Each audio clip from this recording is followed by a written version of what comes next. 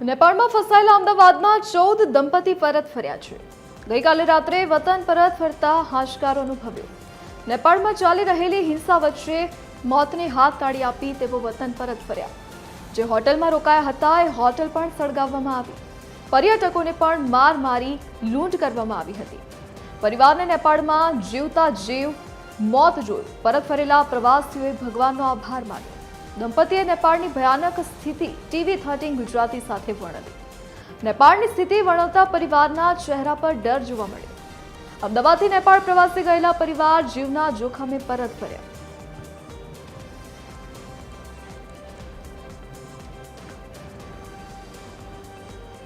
વધુ વિગતો સાથે સંવાદદાતા અભિષેક સિંહ વાઘેલા આપણી સાથે લાઈવ જોડાઈ ગયા છે। જી અભિષેક, જે દંપતીઓ નેપાળથી પરત ફર્યા છે તેમની શું સ્થિતિ હાલ જોવા મળી રહી છે? બિલકુલ ધરતી, વાત કરીએ તો નેપાળમાં જે પ્રકારે છેલ્લા ઘણા સમયથી ભ્રષ્ટાચાર ચાલી રહ્યો હતો અને ત્યારબાદ હવે ત્યાંના નાગરિકો દ્વારા ઠેર ઠેર આંદોલન કરવામાં આવી રહ્યા છે। આંદોલન એટલા ઉગ્ર બની ગયા છે કે ઠેર ઠેર આગચંપીના બનાવો જે બન્યા છે, લૂંટફાટ વધી ગઈ છે, સરકારી તમામ કચેરીઓ જે છે તેને નુકસાન પહોંચાડવામાં આવી રહ્યું છે। સાથે સાથે કેટલાક જગ્યાઓ પર મોતના સમાચાર પણ આવી રહ્યા છે, ફાયરિંગ બનવાની ઘટનાઓ પણ બની રહી છે। આટલા ભયાનક જે ઘટનાક્રમ બની રહ્યો છે ત્યાં, અને ત્યાં કેટલાક આપણા ગુજરાતી પ્રવાસીઓ ગયા હતા ફરવા માટે। જેઓ આ બનાવ બન્યો ત્યારે તેઓ ત્યાં ફસાઈ ગયા હતા। ત્યારે એક પરિવાર આપણી સાથે છે, આપણે તેમની સાથે વાત કરીશું। નેપાળ ફરવા ગયા હતા, ત્યાં ખૂબ જ અત્યારે હાલ અરાજકતા ફેલી છે। કેવા પ્રકારની ત્યાંની પરિસ્થિતિ હતી અને કેવો ડરનો માહોલ હતો ત્યાં? અમે લોકો 14 કપલ 4 તારીખે અહીંયાથી પોખરા ગયા હતા। પોખરાથી અમે જોમસોમ ગયા હતા, ત્યાં સુધી કંઈ વાંધો નહોતો। 8 તારીખે સવારે જ્યારે અમે લોકો પોખરાથી કાઠમંડુ આવ્યા ત્યારે અમને ખ્યાલ આવી ગયો કે ભાઈ કાઠમંડુમાં કંઈક પરિસ્થિતિ ખરાબ થઈ રહી છે અને રાઇટ્સ ચાલુ થઈ ગયા છે। એટલે અમે જ્યારે એરપોર્ટ ઉપર ઉતર્યા ને એરપોર્ટ ઉપરથી જ્યારે અમારે હોટલ ઉપર જવાનું હતું ત્યારે ટ્રાફિકમાં જ અમને બધાને કહી દીધું ખૂબ જ પરિસ્થિતિ ખરાબ છે, તમે હોટલ ઉપર વહેલા મોડા પહોંચશો। એટલે અમે મોડા 8 વાગતા લગભગ ત્યાં અમારે હોટલે પહોંચી ગયા રાત્રે।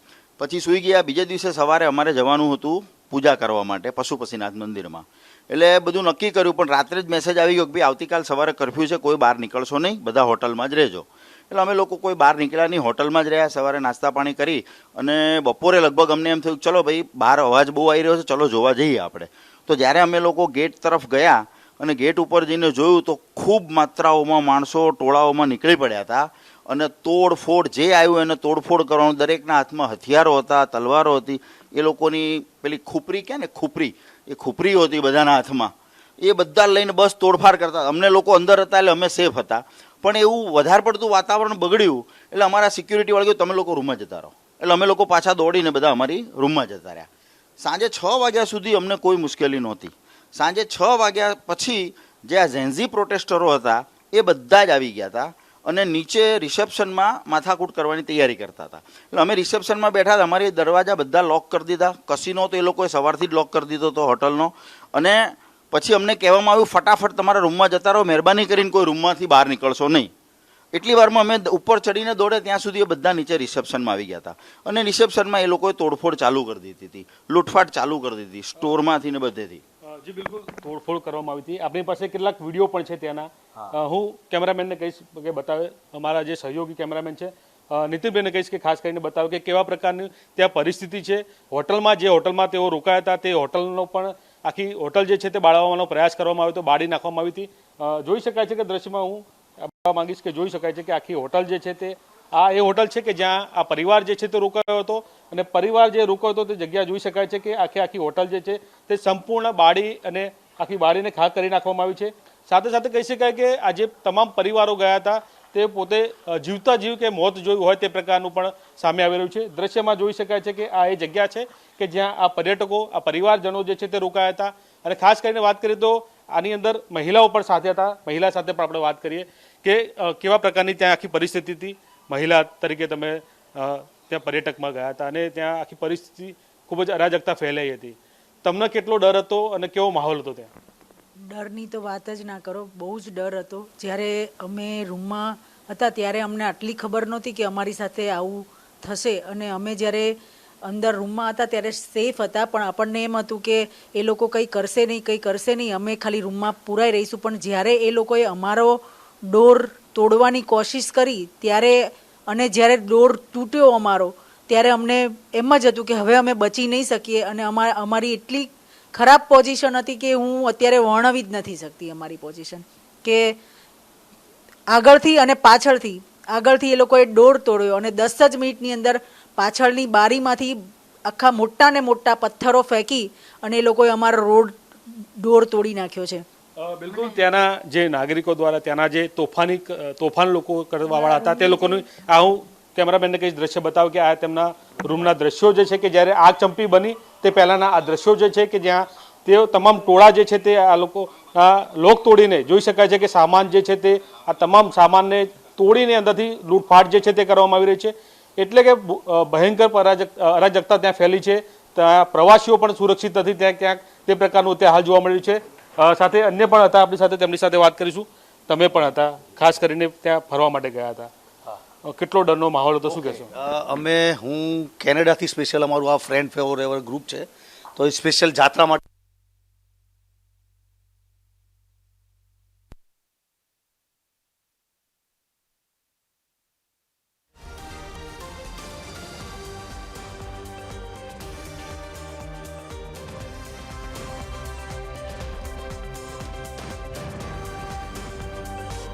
તો નેપાળની પરિસ્થિતિ હાલ વિકટ બની છે. ત્યાં તોફાનનો માહોલ છે. તેવામાંથી ગુજરાતમાંથી જે 14 દંપતી ત્યાં નેપાળ ગયા હતા પ્રવાસ માટે, તેઓ હાલ ગુજરાત સેફલી પરત તેમણે પોતાની સ્થિતિ વર્ણવી. અને અમારા ગ્રુપમાં અમે બધાને મેસેજથી ચાલુ જ હતું. અમારા એક જ ફ્લોર પર રૂમ હતા, પણ મેસેજથી અમે લાઇટો બંધ કરીને બધા ચાલુ કરતા હતા. એમાં મારા મિત્ર ધર્મેન્દ્રભાઈનો રૂમ તોડ્યો, લકીલી ભગવાનની દયાથી, મહારાજની કૃપાથી. અને આ બધું અમને મેસેજ કે ભાઈ અમને કોઈ દયા, અને લકીલી એમનો રૂમમાં જ ટોર્ચ મારીને જતા રહ્યા. બાકી ઉપરના ચોથા માળે તો એમને માર્યું, એમને મારીને લૂંટફાટ કરવામાં આવી છે. માર્યા તો ખરા, પણ લૂંટફાટ બી કરી અને જતા રહ્યા. અમારા લેડીઝો સાથે બી સેક્સ્યુઅલ એસોલ્ટ કંઈક જગ્યાએ કરવામાં આવ્યા છે. એ બહુ ખોટું. આ લોકોએ આંદોલનમાં બધું કર્યું, પણ પ્રોટેસ્ટના નામે બહુ બધું લૂંટફાટ. હવે જિંદગીમાં નેપાળ નહીં જઈએ અમને એવું લાગી રહ્યું. હું તો ઇમિગ્રેશન ઓફિસરને કહીને નીકળ્યા કે we will never come back, કે અમે સેફ નથી લાગતું. અમે અહીંયા ફરવાને દર્શન કરવા આવ્યા, અને આ બધું થયું. અમારા તો માટે સપનું થઈ ગયું કે અમે બચીને આવ્યા બધા અહીંયા.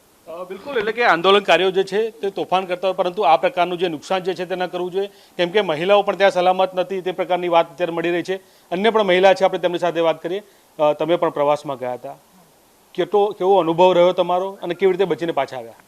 બસ એ તો દ્રશ્ય જોઈએ ને તો બોલવામાં તાકાત નથી કે ભગવાન એટલે અમને બચાવ્યા છે. અને બધું તોડી ફોડીને બધા અમે 28 જણામાં કોઈને કાંઈ તો વાગ્યું નથી, કાંઈ તૂટ્યું નથી, પણ બ્રાન્ડ નેમ કપડાં, સિલ્વર, ગોલ્ડ બધું લૂંટીને લઈ ગયા છે. અને એ સમય તો કોઈ દી કોઈનો ન આવે, કારણ કે મોતના ઓલામાંથી બહાર આવ્યા છીએ.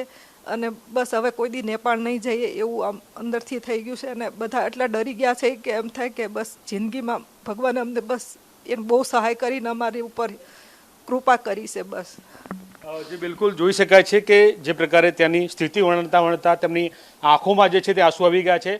ખાસ કરીને વાત કરીએ તો જે પ્રકારનું આખું ત્યાંનું દ્રશ્ય જોયા છે, હવે ફરીવાર ત્યાં ન જવાય તે પ્રકારની પણ વાત કરી રહ્યા છે.